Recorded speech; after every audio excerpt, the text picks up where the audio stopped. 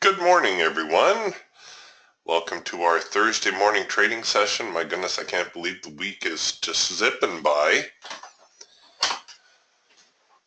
So here we are. The NASDAQ just opened up. Looks like it opened with a little bit of a gap higher. We'll take a quick look here at the overnight. Relatively quiet. You can see the market left off down here at around 43.05-ish. And opened here around 43.20. So a teeny little 10-point gap. The overnight definitely a little bit more bullish. We'll give them a few minutes, let the dust settle here.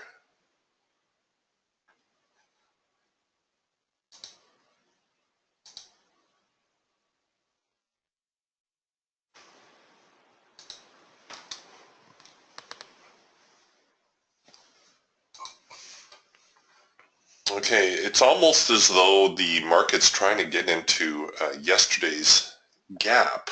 There was a gap above, well, I suppose it did fill in, technically filled in the overnight. That could be enough for the that gap, that little vacuum.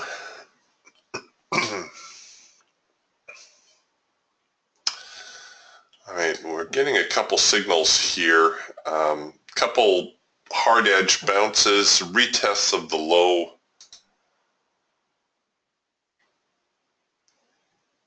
I think I'm going to, well, do I want to test the waters here? Well, we are getting a first micro-macro cross. Maybe I will go in with a small order. So we're getting a first micro-macro cross. Our hash mark is going to print right here. At the moment, I think I'd be inclined to take it below the low and perhaps cover above the high. We're getting a comparable signal here in the Falcon. We're getting a late filter entry signal. Note the trend line does not change. The filter goes out of sync, and the filter has to come back into sync. That's a very important part of the late filter entry signal. But here too, with the swing low right nearby and the market only a couple minutes into the session, I think I would be inclined to try to take it here below the low and perhaps cover above the high. Now the signal has since voided, since the trend line has changed again. We're actually working on a possible buy signal. So it looks like they're really torn here this morning. Okay, I'm going to void this signal as well. It did not engage. It had moved into yellow bars, so we'll cancel that. And here comes the eagle, also confirming another sell signal. So you've got your choice. It looks like the key is going to be to short below this swing low. Here comes the Falcon again. The Hawk has not yet produced a signal, and we've got one here in the Raptor. So you've got an assortment of signals. They're all suggesting the market's going to try to head lower.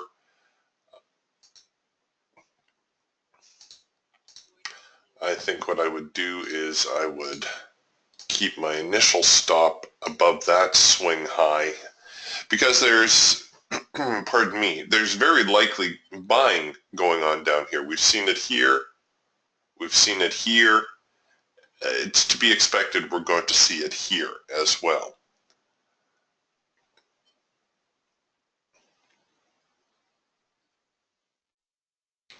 So we need to give them a little bit of elbow room. And as is often the case with the first trade of the day, you're just checking to see which way the wind is blowing. So you don't always want to get in there too heavy.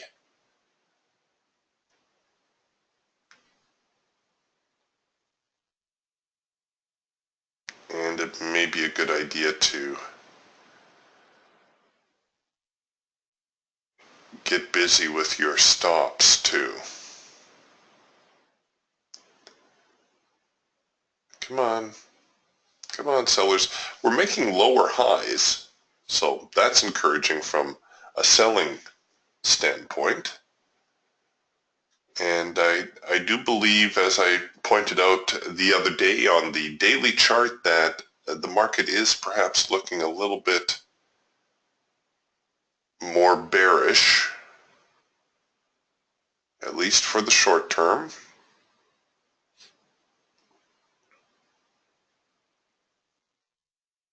Come on, get down there.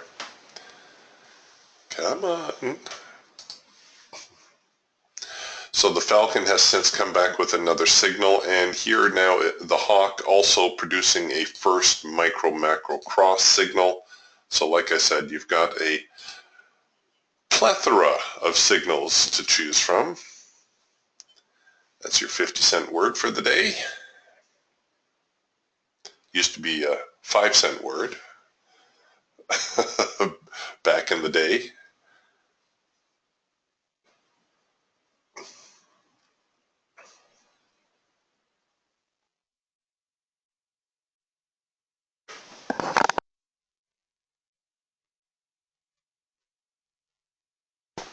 Okay, so we'll just stay with this for a little bit, see if we get triggered here. If the market retreats into a macro pullback, I might be tempted to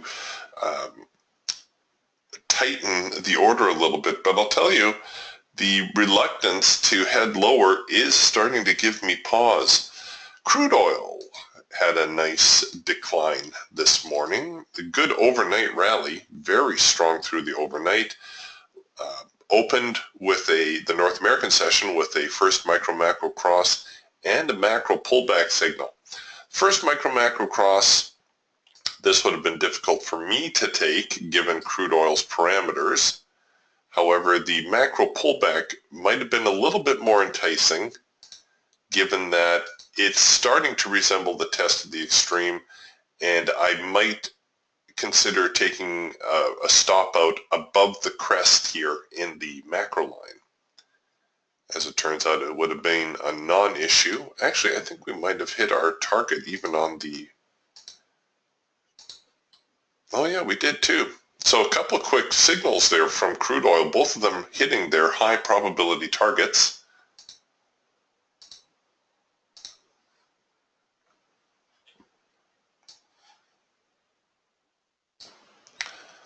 Got a nice late filter entry signal here on crude. Right here. So the trend line changes. We're looking for a trend change signal. It also happened to coincide with a late filter entry signal. The filter goes out of sync, comes into sync. Note the nice reaction here to the support line, or pardon me, the resistance line. Next stop, 45.05, or something resembling 45.05.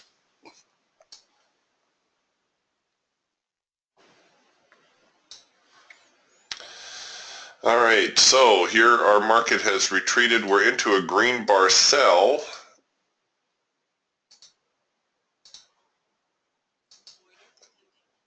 Oops, I'm going to do this, but, okay, nope, I'm not going to do it. The green bar sell disappeared.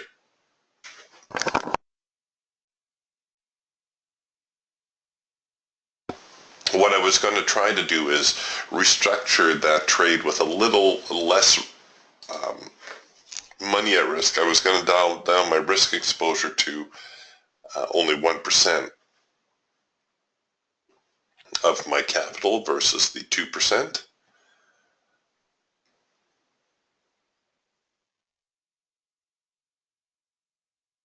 So we're getting a little bit of overlap here early on.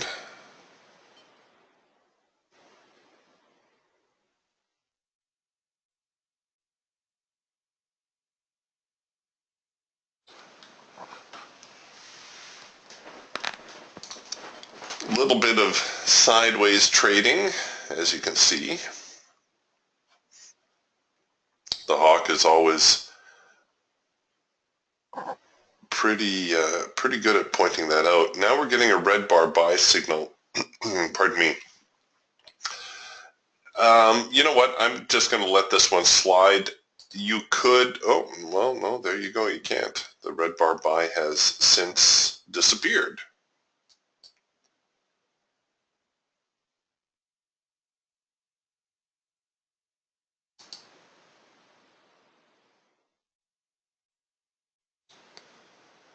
All right, we're seeing something resembling a recommitment to the trend. We just hit our break-even trigger here on the Raptor, so I'm going to force this to break even now.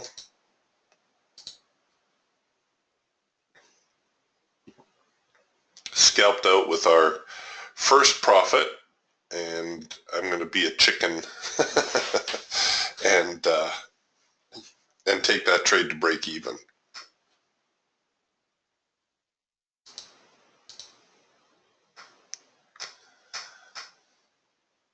When we were developing the different birds and whatnot, I told Adam we need one for the, call it a chicken trader. He didn't like that idea as much, but I think he considered it.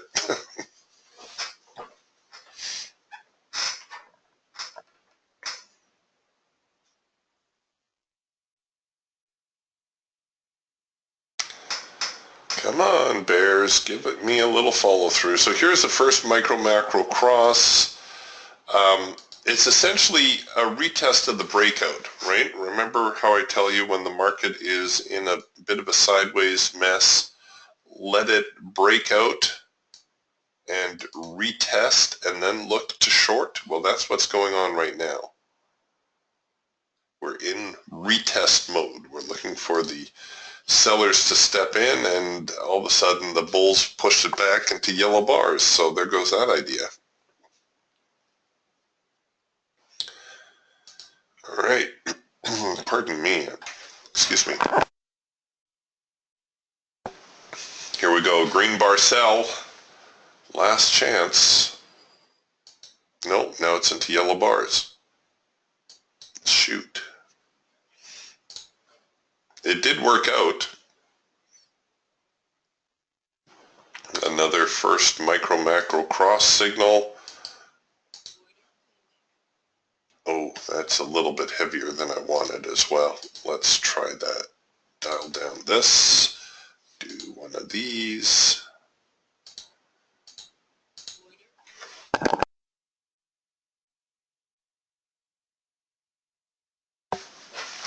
The market's just a little indecisive at the moment, so I'm not looking to get too heavily committed. I'll go in with a single, and you know what? I'll perhaps try to run this one out. I should just take the profit target when I have it. But we'll see. Maybe we can run this down to 4,300. It's a relatively tight trade. Not a whole lot of wiggle room in this one.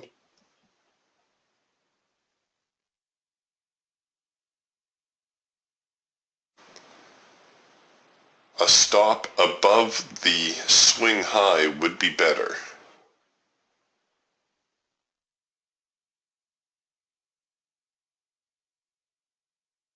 Come on, bears. There we go. They're going to try. Try. So we're almost a quarter to the hour.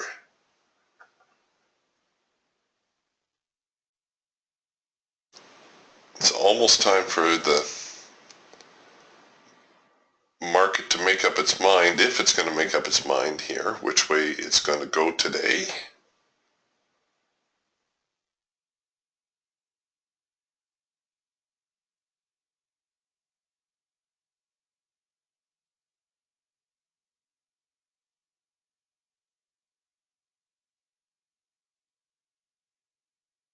There we go. Come on.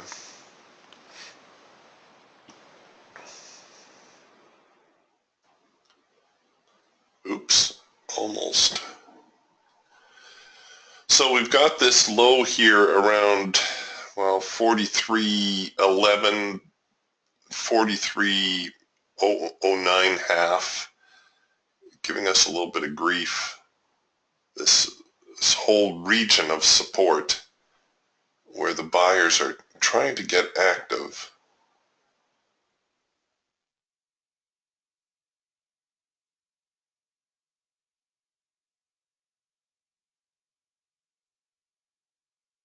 No, they just can't get it together. Come on. Somebody knock it down.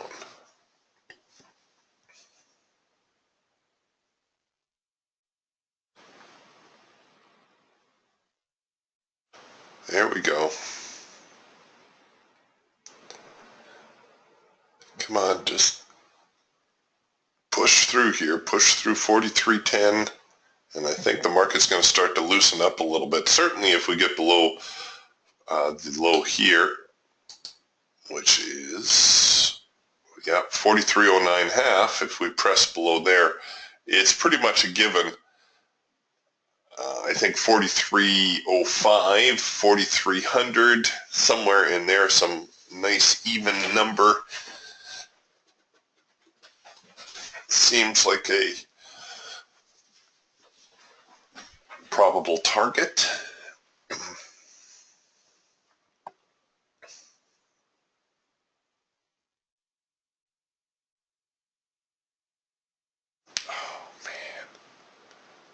Oh man.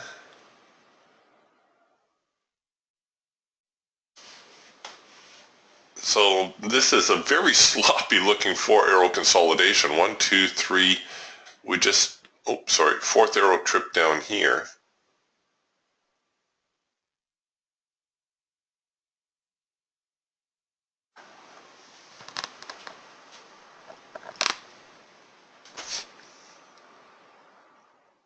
Four-arrow consolidations tend to be pretty reliable signals for the most part.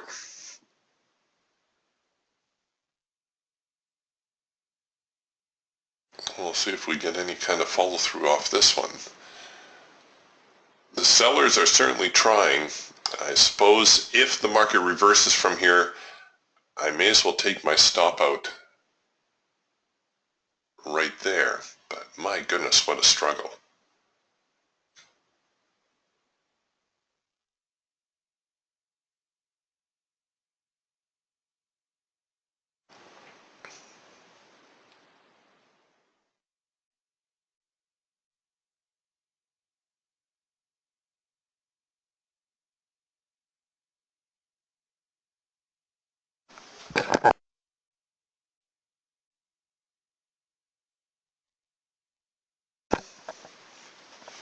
We're going to see this 43.10 area come into play again probably tomorrow. So it's going to be a number to keep in mind. Anytime the market is showing you this kind of sensitivity to a price, you may want to make a note of it.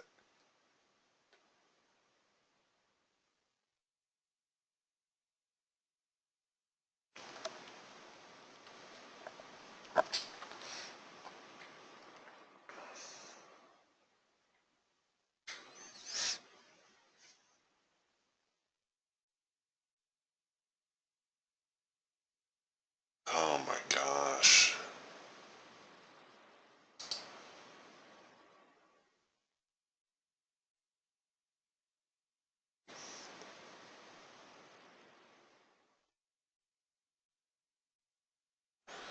All right, I'm going to do my best to be patient.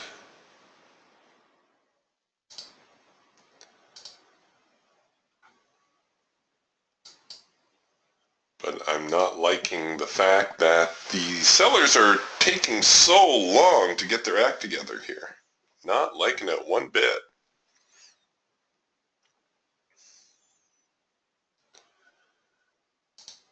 Too much sidewaysness.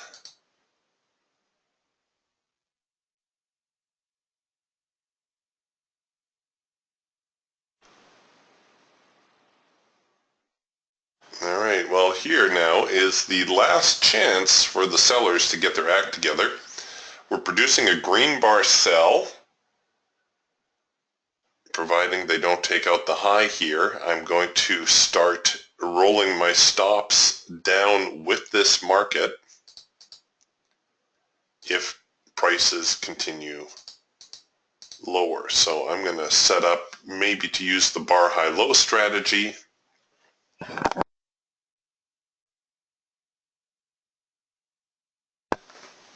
Which will be a little bit more aggressive, or I can even roll it manually. Or let's see what parabolics are doing. Nope, parabolics are against us at the moment.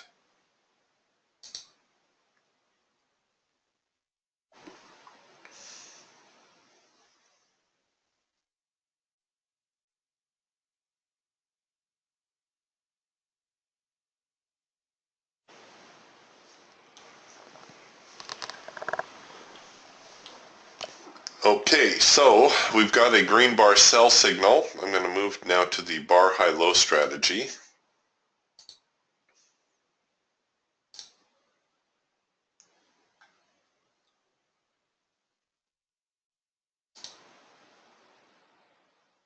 No! Don't stop me out. Come on, sellers. Where'd you go?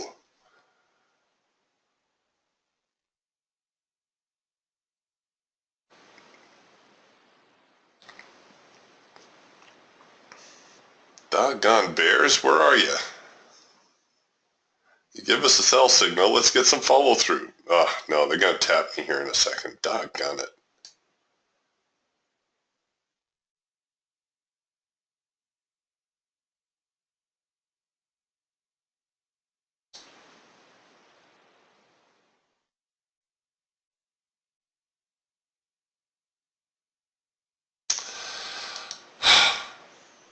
Well, kind of knew that one was coming.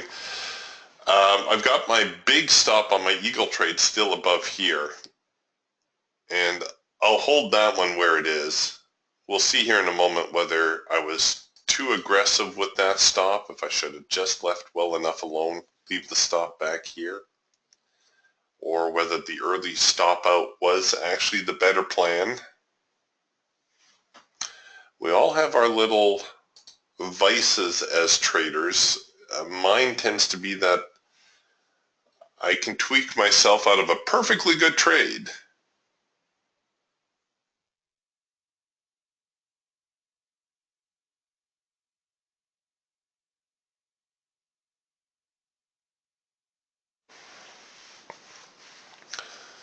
Good morning, Paul. Paul asked a question about the Forex. Paul says, "Hi, Eric. I'm a new three-bird owner, originally set up to trade Forex.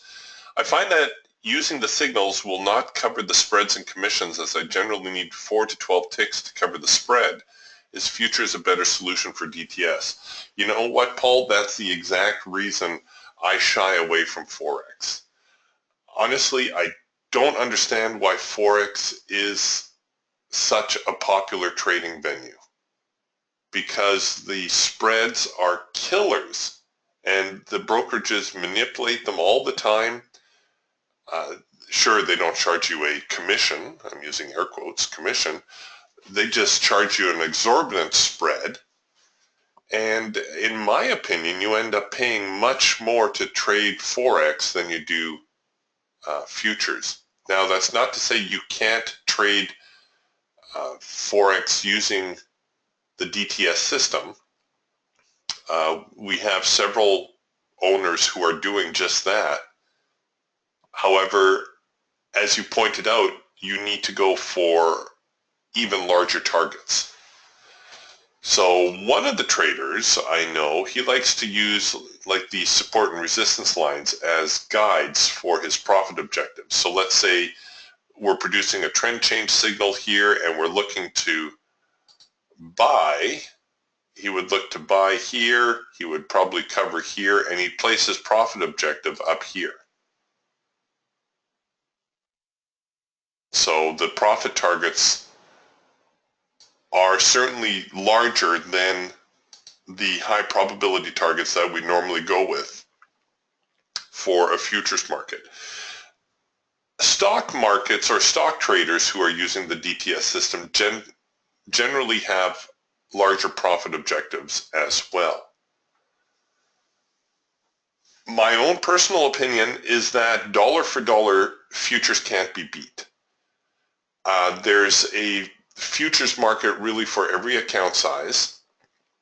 Most people end up going to the Forex because they have less capital to invest, and this may or may not be your situation. I know some very well-to-do traders who are trading Forex. But generally speaking, traders get into Forex because, well, hey, you can trade for $10 if you wanted. You won't make any money, but it's a good proving ground. There are the $5 instruments like the NASDAQ and the mini Dow, and I do know of a couple of brokerages that will let you start with as little as $2,500. Global, for instance, is one of those brokers.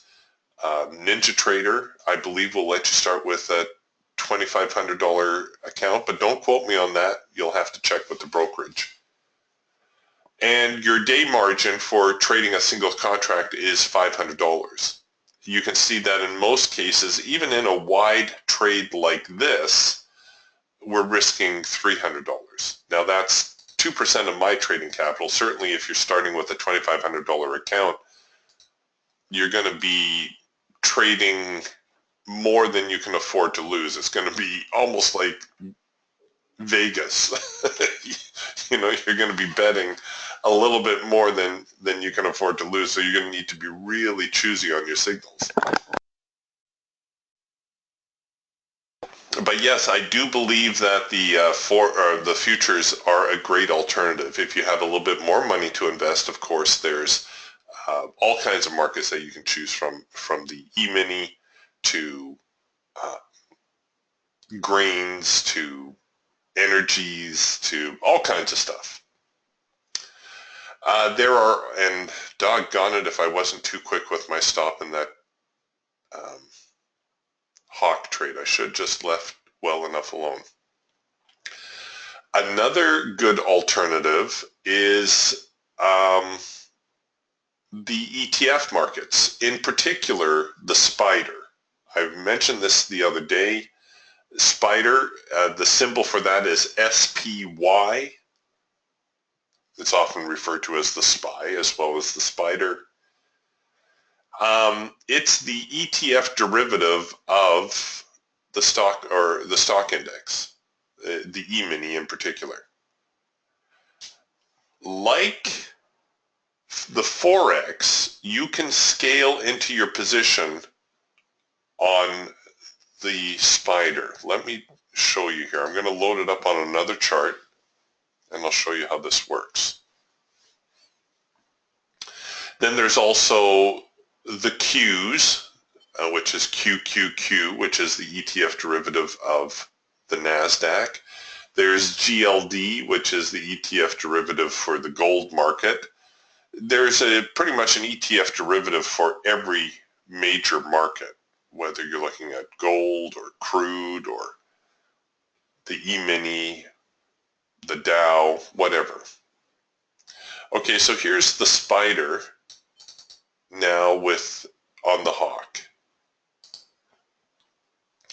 And I'm just going to pick on a signal. Is this a valid signal? Okay. No, it's not. A trip too late. Here, let's do this macro pullback. So we've got a macro pullback signal right here. We want to trade it. I'm going to go into manual mode just so that you can see the dollar values here. So we're going to short there and we're going to cover up here. Oh, look at that. I can do that trade for 44 cents if I wanted to trade one SPDR contract. Now, obviously, you're not going to do it for 44 cents. The commissions will kill you. But typically, the commissions in the ETF markets are cheaper.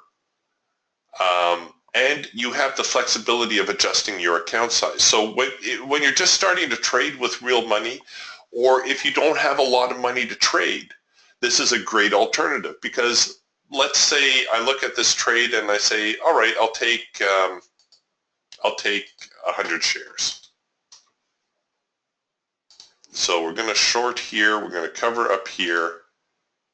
It's going to cost $41, $40 to take that trade.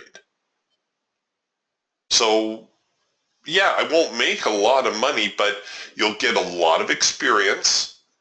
And as you gain confidence and as you get money, as you earn a little bit more money, you'll certainly be able to trade more contracts, or perhaps even migrate into one of the futures markets. Now, if I was trading the spider, I probably wouldn't go with these profit targets. I would extend all my profit objectives. You could use something like the Day Ranger to try to find a good target. You could say, okay, well, the average range seems to be about 200 ticks. So I'm going to take half of that as a profit objective. All right, so we're going to have a 100 tick target. So you enter here. So there's my target. I'm going to look to make 100 ticks, or half of the daily range. And so I'll be, you can see for $40 I can hold my stop a little deeper. I'm essentially becoming a swing trader at this point, even though I'm using the Hawk scalper in this instance to generate my signal. I'm looking for a larger move, a larger overall move.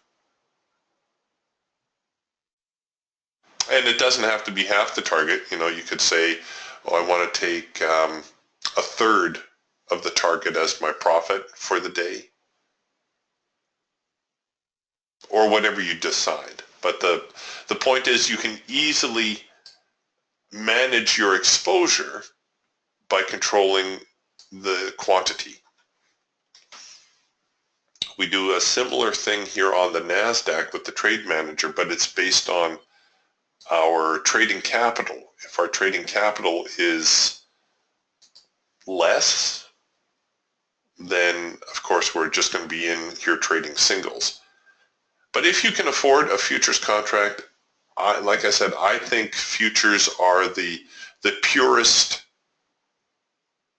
trading platform. You hear about all these guys that make their fortunes on penny stocks, and I think the stock market can be easily manipulated. That's not to say I don't follow a penny stock around. But with the Forex, you're absolutely correct. I believe the spread is a killer. I've tried to trade Forex years ago when Forex was becoming all the rage. I looked into it. I tried to trade it. But unless you've got a very long-term view,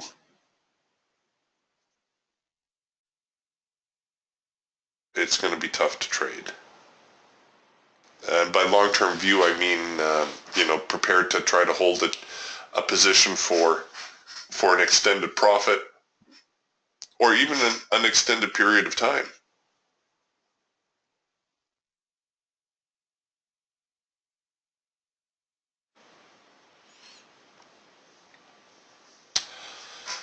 David asks, Eric, what do I need to be able to trade the spider or the SPY? You just got to square it away with your broker. Make sure your broker can get at it. If they can add it to your mix, if it's part of your the markets you have access to.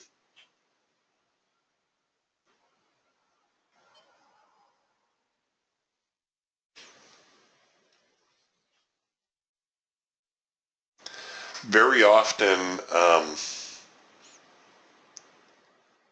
you can trade the ETFs through your bank. Not that that really helps you with the NinjaTrader platform. But most brokers offer it. It's one of the world's largest markets, the spider. It's a huge market.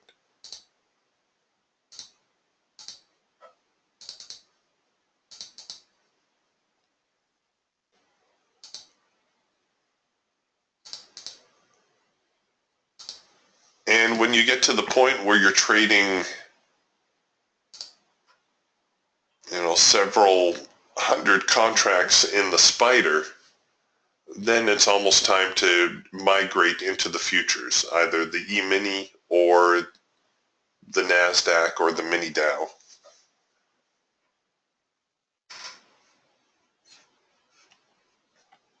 Oh yeah, David 2 asks, how about using spider options in contracts?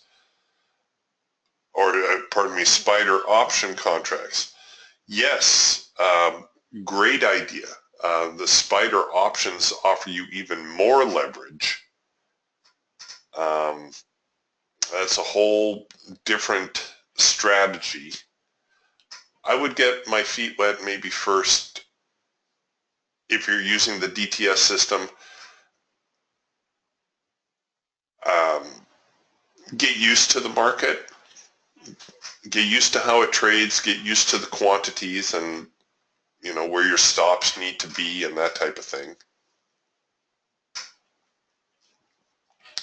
When you're using spider options, you're a little bit more predictive. You're trying to second guess where the market's going to go next, obviously, and you're going to buy and sell options relative to that.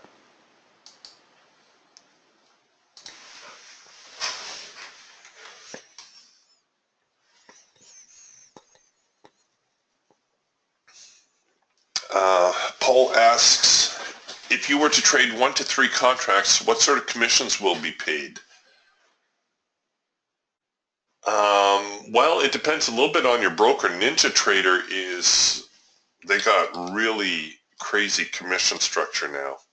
Crazy in a good way. Let's see if I can, yeah, here we go. So here's the NinjaTrader website. They say rates as low as 53 cents per side. You got to do a lot of volume to get that rate. But overall, it's going to cost you, well, certainly probably $4-5 round turn. The rates have become crazy low. Everybody's a discount broker nowadays. The cost of commissions is not nearly what it was when I started. I'm even embarrassed to tell you this. I paid nearly $100 per side.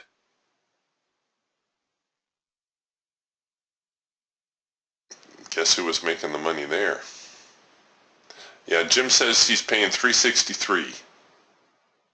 Yeah, well, and Paul says that's cheap compared to Forex, and that's my point. Forex traders don't get this. I don't know because they've never investigated it or nobody's ever told them. In Forex, the spread is continually manipulated. If the market becomes more volatile, guess what? The spread increases. As the market becomes less volatile, okay, the spread decreases, but unless you happen to get in on a beginning part of a big move, you're probably not going to cover the spread anyhow. So the broker is always making out at your expense. You're the first, like you say, 10, 12 ticks of the move go to pay the broker. And then after that, you hope and pray that the market can go a little bit further. In futures, your cost is known up front. This is true for the stock market and ETFs as well.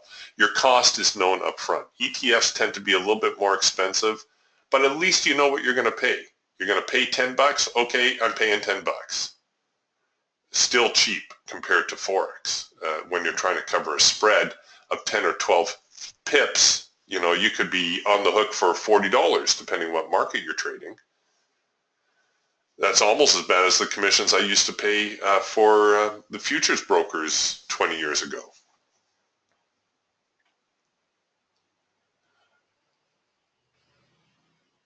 Yeah, and Paul, you hit it right on the head. Paul asks, so why don't currency traders trade currency futures instead of Forex? You got me. I think it's just one of these, one of these best kept secrets, one of these urban myths. Oh, there's no commission in Forex. I'll trade Forex. I don't pay commissions. Well, to be fair, the one good thing about Forex is that it's like I just showed you on the spider. You can easily manipulate your position size, right? You can say, okay, I've only got $1,000 to invest, and that's, typical for a Forex trader. I can dial down my quantity to 10, and I can set up a trade. I can set up a trade like this, and I can cover down here, and it'll only cost me $50, right? You have absolute control of how to structure your trade. In futures, because the amounts are all preset, the tick value, well, the tick value is preset as well, but the contract size is preset in futures. So if I set a trade like this, it's going to cost me $80, whereas in Forex, I may be able to do this for $40 or $30 or $10. Of course, the profit will always change as well relative to the risk size. So I think that's one advantage that the futures has, or the Forex has, but I don't think that's enough of an advantage to offset all the disadvantages. And like you said, if you want to trade currencies, shoot, there's all the currencies. You got the Aussie, you got the British pound, the Canadian dollar, the euro, the yen. You can trade the peso if you want, the Swiss franc. Trade anything you want. They're always paired with the US dollar, but most of the Forex pairs are paired against the USD anyways. You can trade the euro yen, and I believe there's a few more markets that are pairing against the Japanese yen also in the futures world. You won't be able to trade the exotics like the New Zealand dollar Swiss franc cross, but who in the world wants to? Like, really, why? Why would you want to? You're going to concentrate on those markets that have greater liquidity anyhow. You're going to be doing the pound US cross. You're going to be doing the euro US cross. You'll be doing the US yen cross.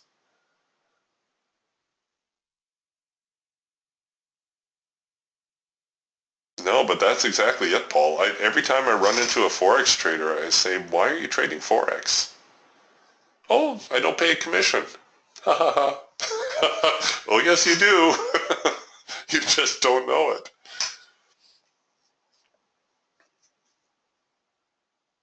Yeah, David says in regards to the spike options, he says, I've normally used them longer term, 1 to 3 months, and that's exactly the best strategy to use them. Typically what you do, and we're just letting the market settle in here. It looks like we're getting a little bit more bullish. But typically what you do with the spider, and 1 second here, I'm going to print a chart for you.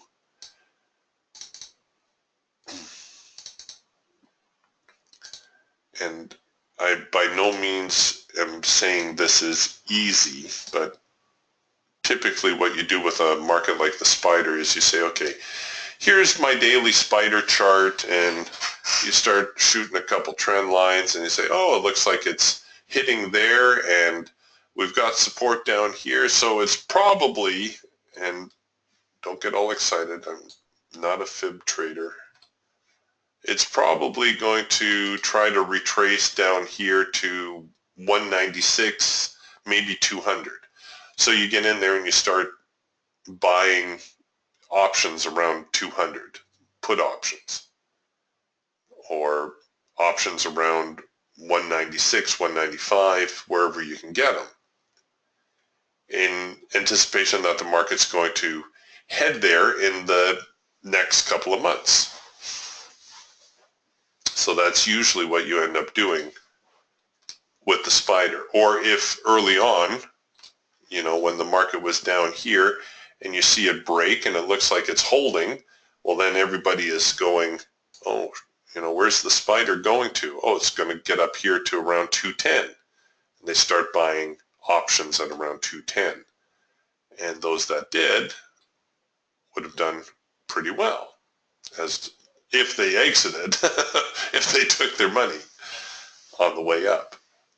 So that's a very simplistic view, but typically that's what you do, is you just try to look at the market, you try to gauge what's going on, and if you think the market is topping out and going to head lower, well, then you try to buy some options down here. They're relatively cheap, so if you're wrong, providing you don't go crazy and load up with hundreds of them.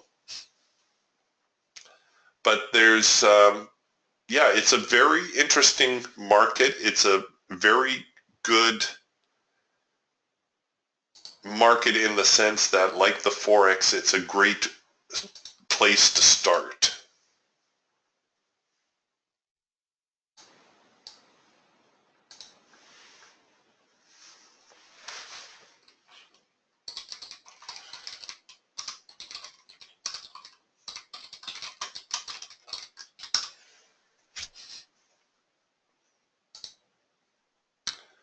Yeah, if you haven't ever looked at the spider before, you might want to give it a look. It's an interesting market,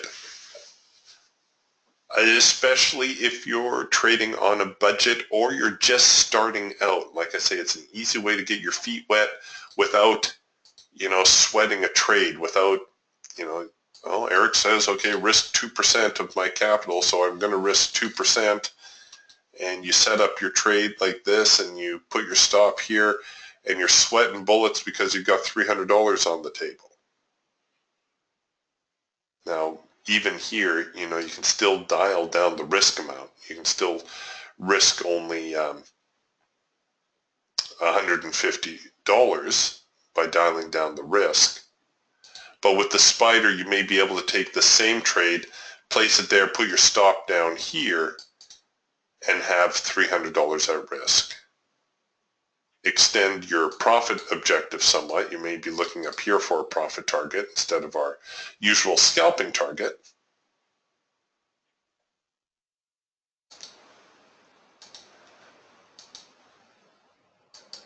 As a rule, if you end up risking less, you have to try to reach or make the market reach a little bit further to make it more worth your while. We don't just want to be making money for the brokerage, after all. As much as we all love our brokers, and as much as they all love us, yes, I'm saying that tongue-in-cheek.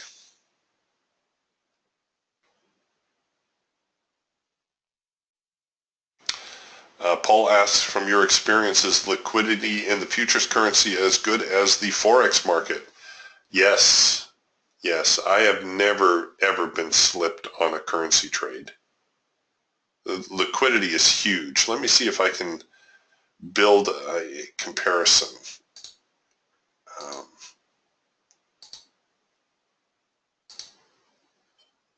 Oops.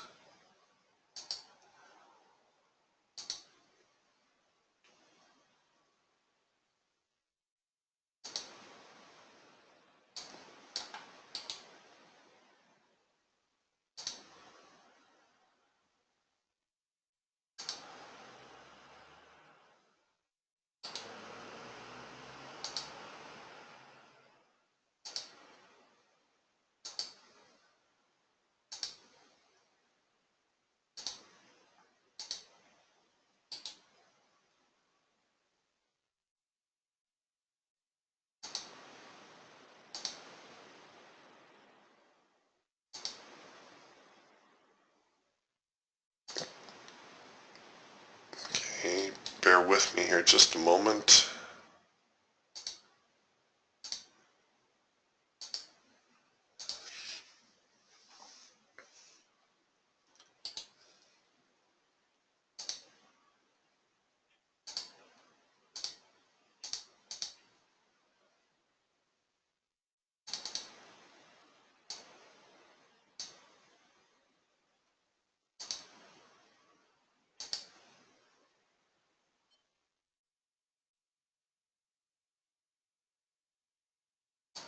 All right, here's a real quick little market analyzer that I just put together. We've got the euro, the British pound versus the British pound US dollar pair and the euro yen pair. Sorry, I don't have the regular euro US dollar in my listing, but it'll be very similar.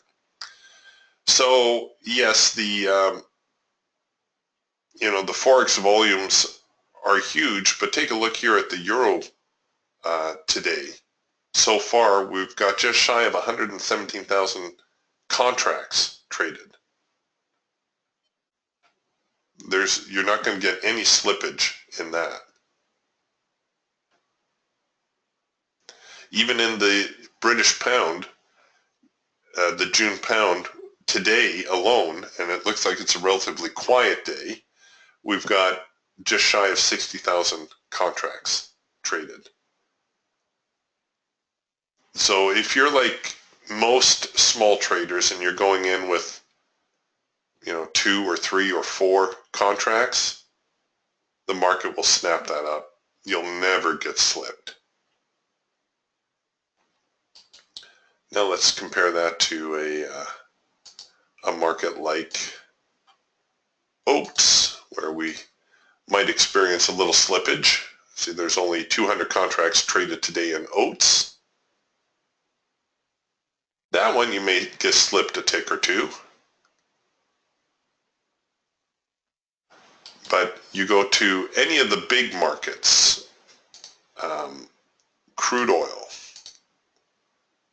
400,000 contracts traded today so far, and we're only an hour into the session. Here's soybeans, 68,000 contracts traded so far today.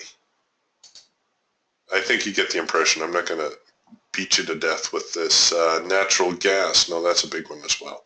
Oh, here, the spider. Let's take a look at the spider. Over 13 million shares traded today. Just shy of 14 million. All right, so the futures markets are huge. You stay with the big ones, liquidity will never be a problem. Nicely done, Jim. Jim shorted the YM at 54, out at 44 for 10 ticks on 4 contracts. Well done.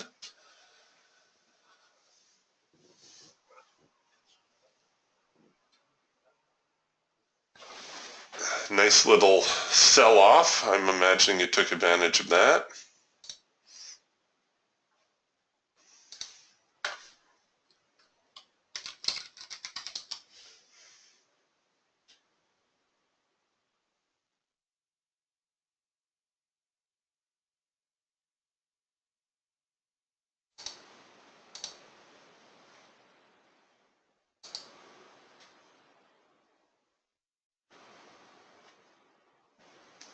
All right, we're still very sideways today. I know I took a little detour, but really the market's giving us very little follow through. We did get that move to the downside, thank goodness. I should have left my stops alone, for crying out loud. Oh well.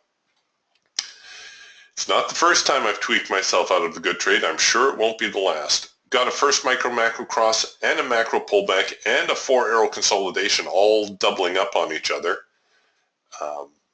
And the market continued a little bit higher there, at least high enough to find its profit objective. Got a red bar buy signal, which you could have sold the failure of. Although when that was printing, I might have been inclined to try to see if it's going to retest the highs. And now we have a first macro cross heading lower.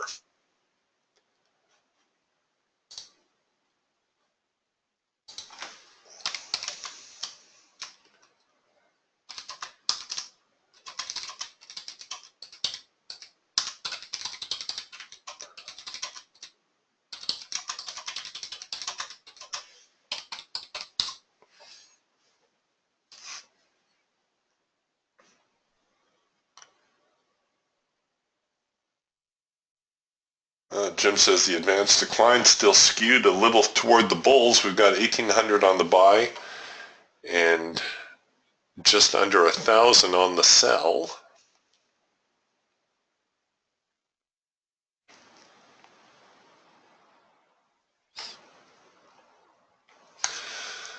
This first micro-macro cross, yes, it's a first micro-macro cross. I haven't had a test of the extreme, so I'll maybe consider shorting it below the low if we catch some downward momentum here. But at the moment, I'm at a little bit of a loss as to which way this market is wanting to go. All right, I'll throw the order in there. It's not one of those trades that gives you that warm fuzzy feeling inside.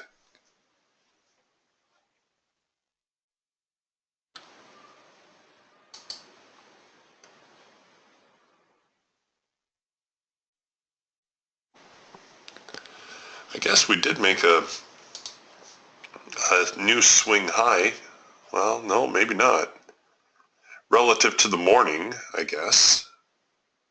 This little itty bitty one, but those don't usually affect the market very much. Well, sometimes you just gotta wait. Simple as that. Sometimes you just have to wait. We'll follow this signal here. And come on, get down there. Oh, whew, boy, that was close. All right, so it does look as though the market is going to be in sell mode today. We've had a couple of trades pay off to the short side.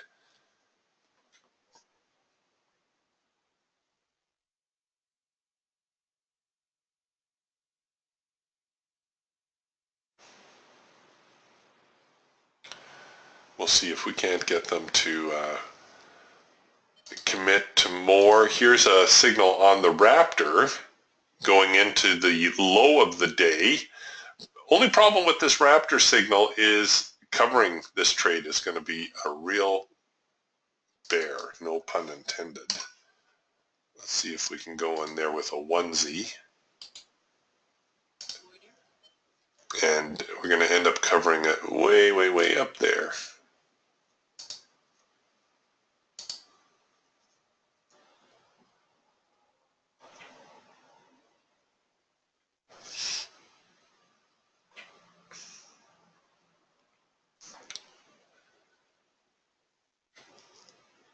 There's a little bit of room to move here. I could see 4,300 being a probable target. Where are we at with our support and resistance suite? Where's the next support line? Oh, 42.95.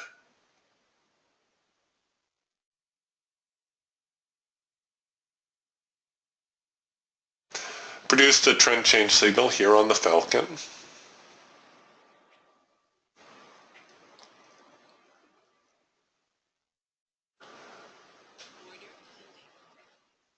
Yeah, Jim says, was that just the move up for the day? I think it might well be, Jim. We might get a little, push back to the hard edge. I could see a pushback here to the hard edge, somewhere around 43, 14, 15. I'm not sure the buyers are going to recover, though. I'm going to eliminate my break-even trigger.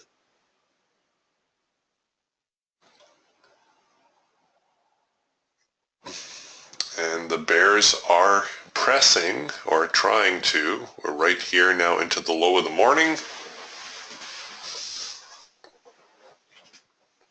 The buyers are doing their best to defend.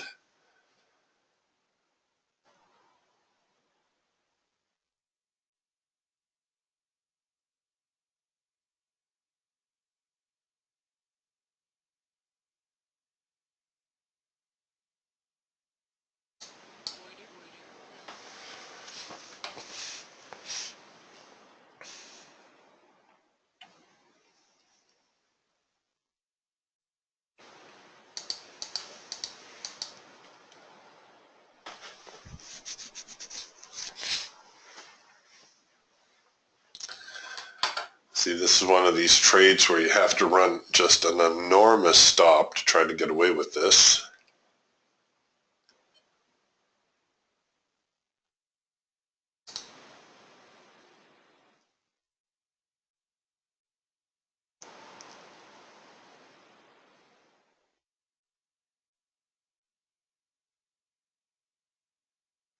Obviously, if we can take out the low of the morning, things will be a little bit better for us. I think that is going to tip the scale in favor of the bears.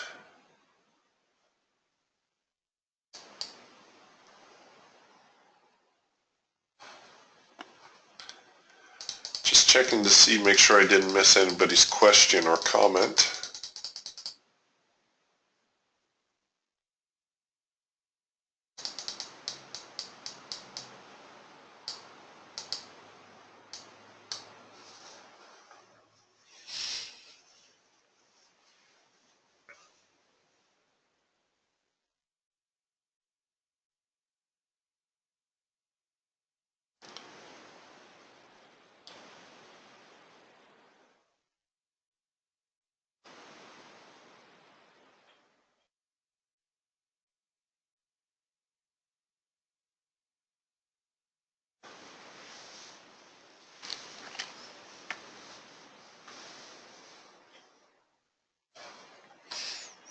Looking for some more bearish follow through here.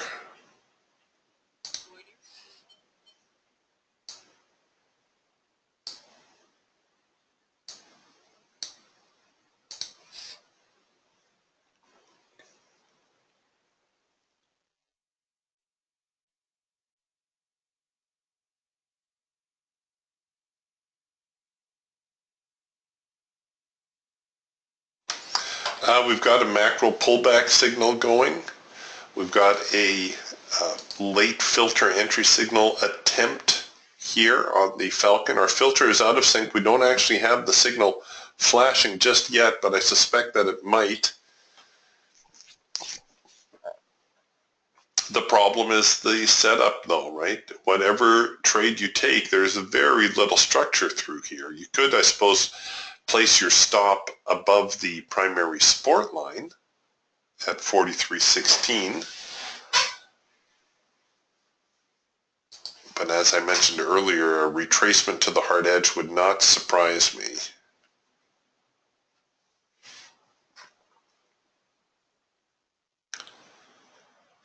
Which could see the market threaten those 43.16 stops.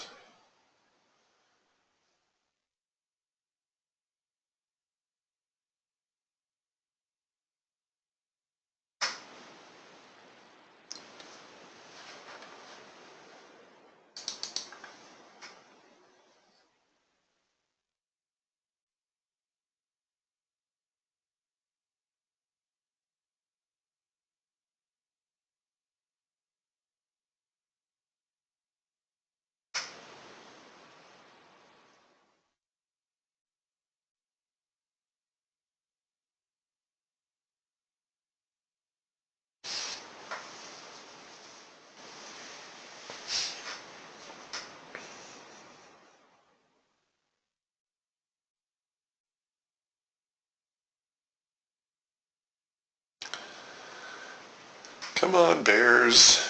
Come on down.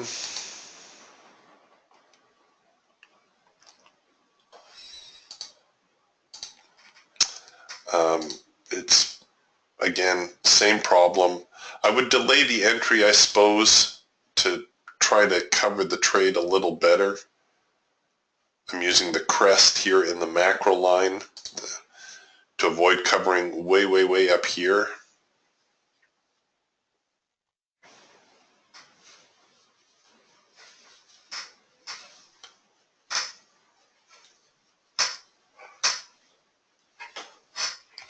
I could see this fade, maybe get into a green bar sell scenario.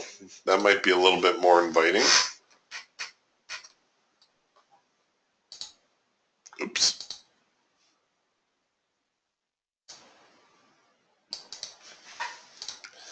So the hash mark's going to print right here, but you can see I've got this trend line. I may choose to enter a little bit further away.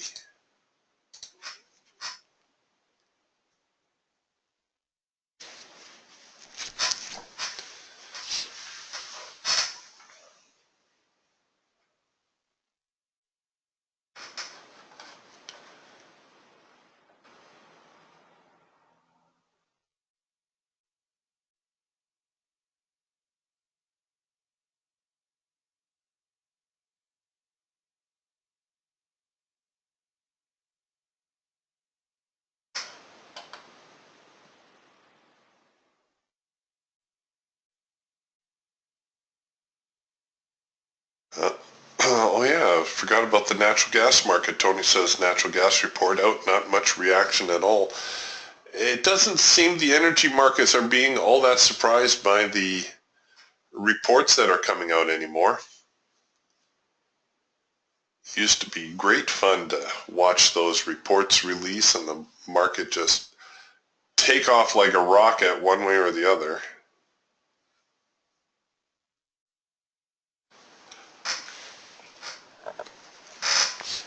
Now it's just ho-hum, another report. Mm-hmm.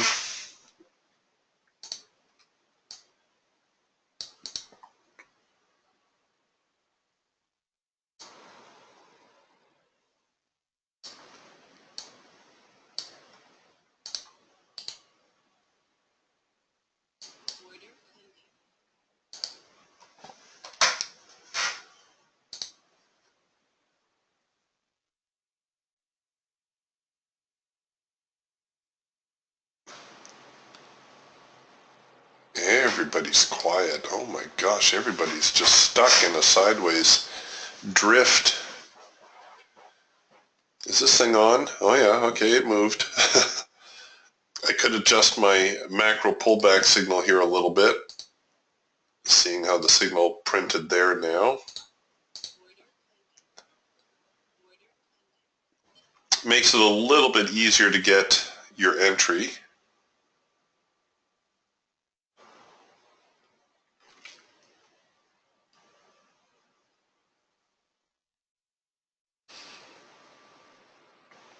Yeah, like David says, not much happening today. We had some swings out of the open. You know, the market tried to get some direction. Was drifting a little bit here, kind of sideways, and then made a run down, made a run up, made a run down, but now we're just kind of stuck again.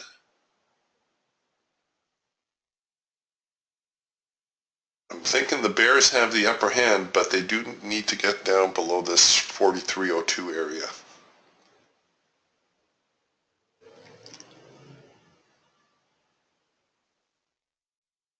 If they can't, well, then the market's just going to turn into a trading range and we'll keep bouncing between 43.25 and 43.02.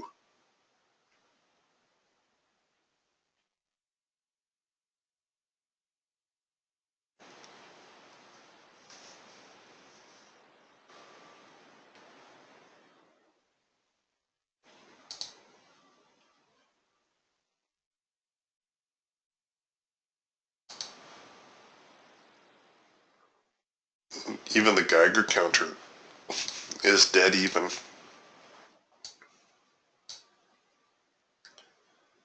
We are getting a little bit of selling. Little sell spike through here. We'll see in a moment if that doesn't help pull the market down a little bit.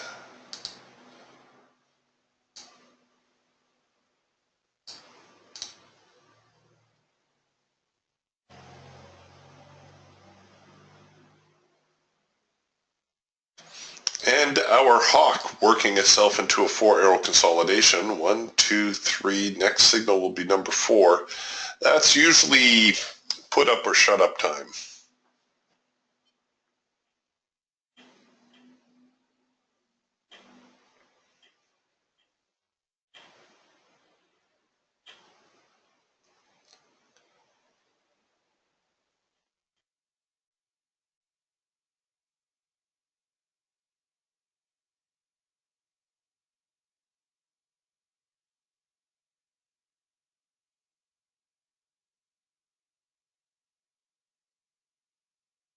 Come on. Come on. You can do it. You can do it. Come on. Oh my gosh. You gonna make me beg? Please. Please go lower.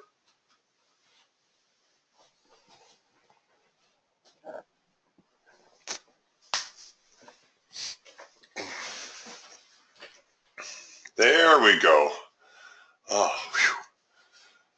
little begging never hurt. All right, let's watch our Raptor trade as we get back down here to 43.02.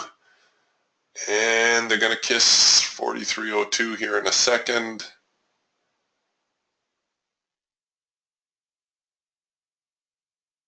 Or not. Buyers stepping in.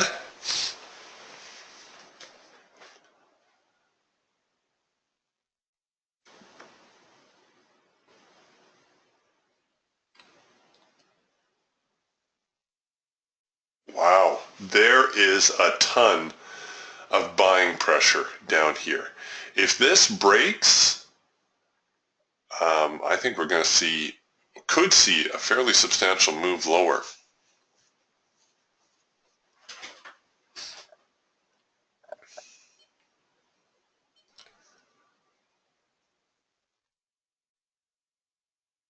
The buyers have dug in.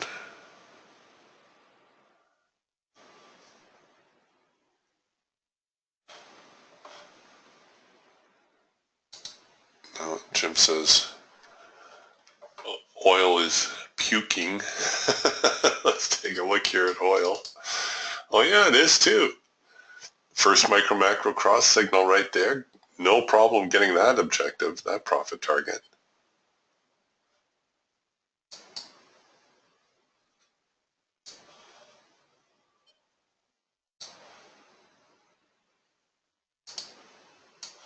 No real signal here on the Eagle, unfortunately. Well, yes and no. And of course, these are always a little bit easier to see in hindsight, but we have our rule of three signal, where we start producing three signals against the hard edge. Right, so here's signal number one, here's signal number two. I would already be getting interested even though we haven't got the third signal. Why is that? Well, because we do have our test of the extreme. I wouldn't short at this signal, but if the market took out the low, I would be interested in selling at that point. So I would be short from crude oil right around there. The reason I would wait to break out the low is sometimes the market will come down here and then it will give you one more retest, and this next retest tends to be, this next retest tends to go a little bit higher still. It will tend to break out that high, give this a better retest, then the market will head down and we will get our rule of three signal. At that point, you can sell more aggressively. But by shorting below here, I'm taking a more conservative approach. But all the elements of a rule of three are there. Remember, a rule of three is just a guideline that normally the signal will produce 3 times counter trend. Sometimes it will be a rule of 2. Sometimes it will be a rule of 4. On very, very rare occasions, it will be a rule of 5. If you get more signals than that counter trend, then just wait for the with trend signal. If the trend is truly changing, you will get a with trend signal. This one developed a little bit late. Normally it prints right around here.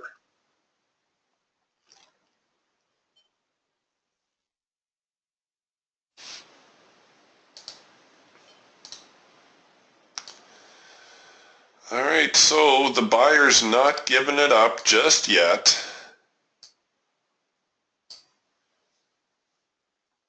Took out this little itty-bitty swing high, retraced back into the hard edge. We were halfway expecting that.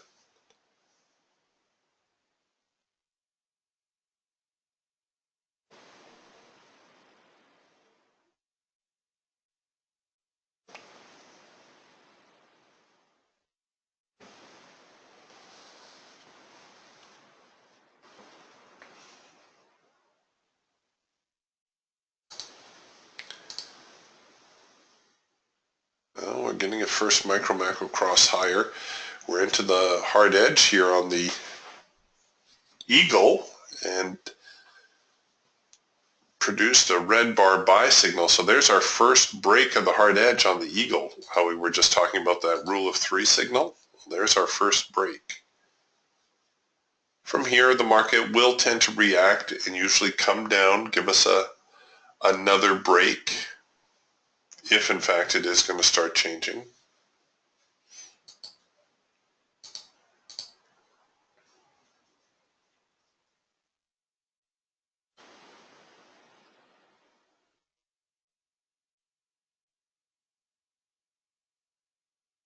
Okay, we're into the hard edge, so I'm expecting a little bit of a reaction. That's why I'm not getting too excited about this trend change signal here on the Falcon.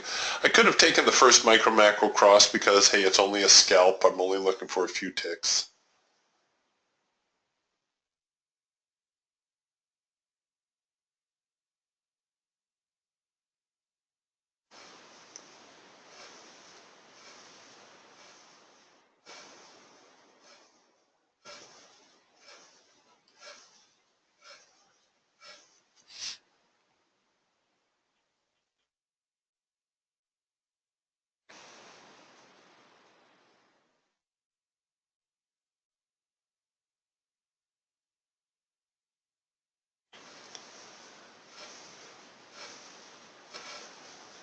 Still a whole lot of overlap today. Oy, a lot of sideways trading. Jim says the DAX is firming up a little bit. The advanced decline now at 1660 and 1120 for the buyers and the sellers. So the market evening out a little bit. Yeah, Tony says gold just took a massive tailspin. Here's gold on the eagle. Shoot, why wasn't I watching gold closer today? Look at these signals. So we get the trend change signal, and the market never looked back. That was, well, gold opens 5:20 my time. So gold open here, did try to rally up a little bit, then gave us a trend change signal and never looked back. Oh, I don't even want to calculate what this one was worth. So trend change here, and let's see where we are with the open profit. What a day. $700 on the table right now.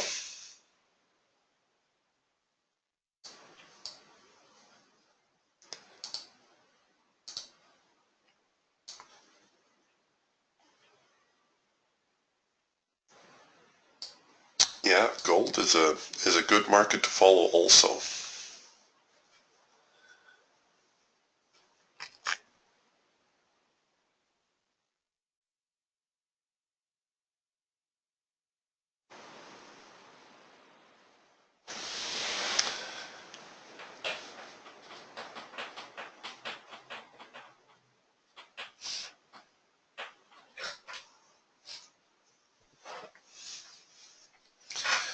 All right, we're flinching a little bit around 43.15, which we figured we might, given that that's the hard edge of the Raptor and the Eagle band.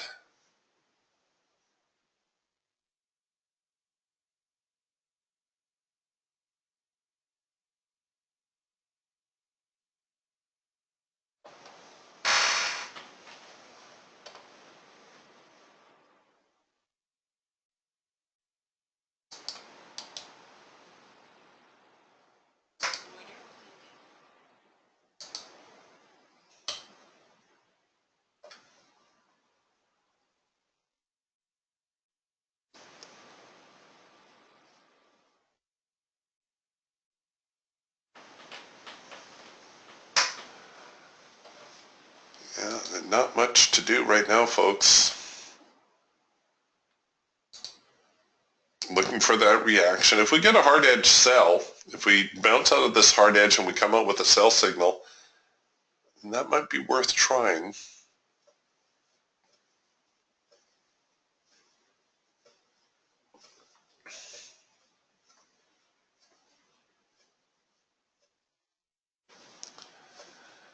All the momentum seems to have drained out of the market, though.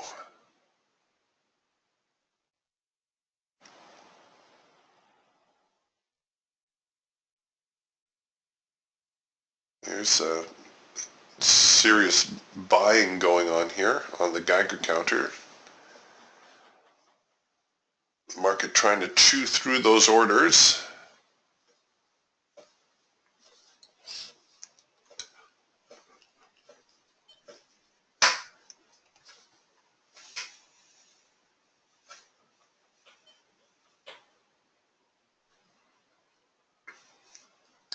Come on, you know you want to head lower.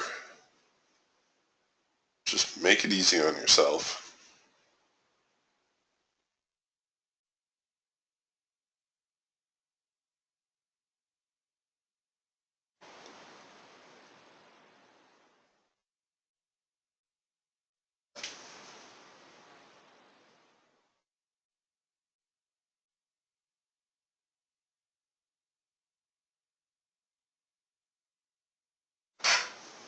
Oh my gosh.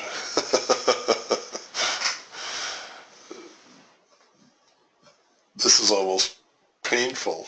It's moving so slow.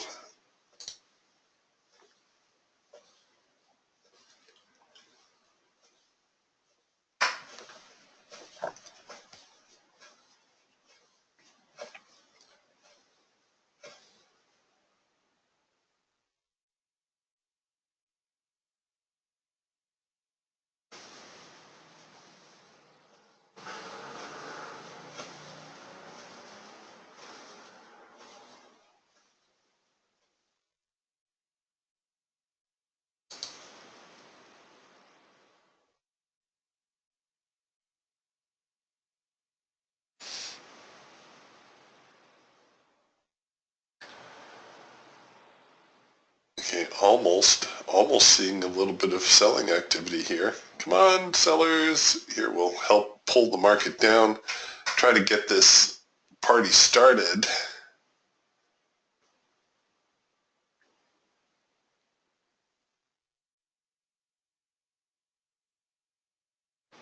Jim says, wow, that took forever.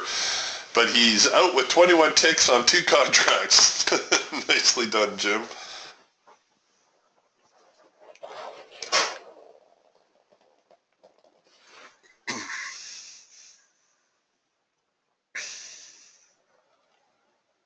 Well, we'll hang with this for a few minutes longer, but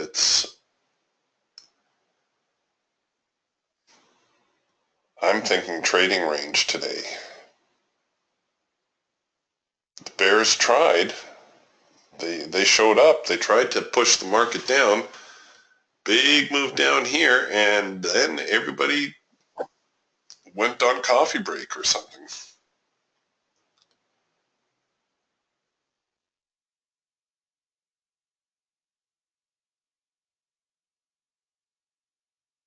And I know it was the low of the morning.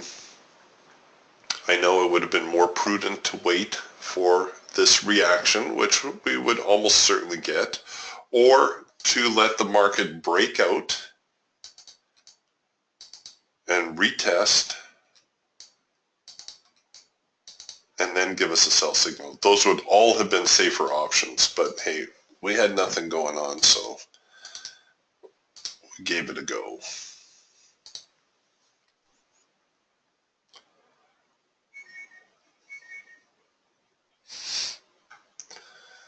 Okay, we're about to tap 43.15, which would make for a pretty nice retest of this high.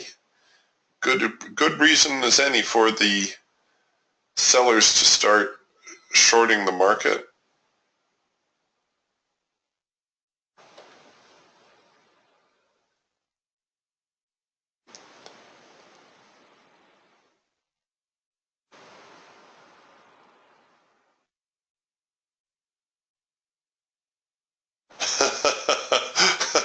Tony says, I finally got out of my scalp trade. He was long on the scalp, probably the macro pullback signal here, and finally got out of that. Yeah, I know. The signals are still clean. It's just, it's taking an awfully long time to get to them, to get to their profit objectives.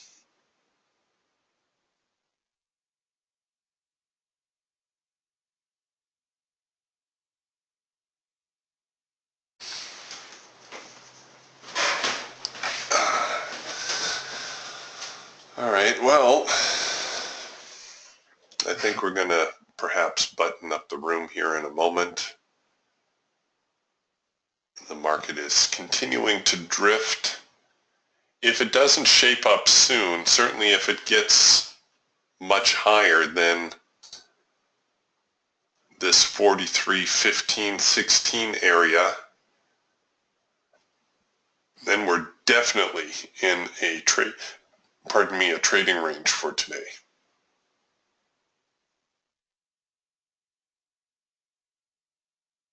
If the sellers do decide to show up again and push the market, then I could see, well, certainly 4,300 seems like a very plausible target to me.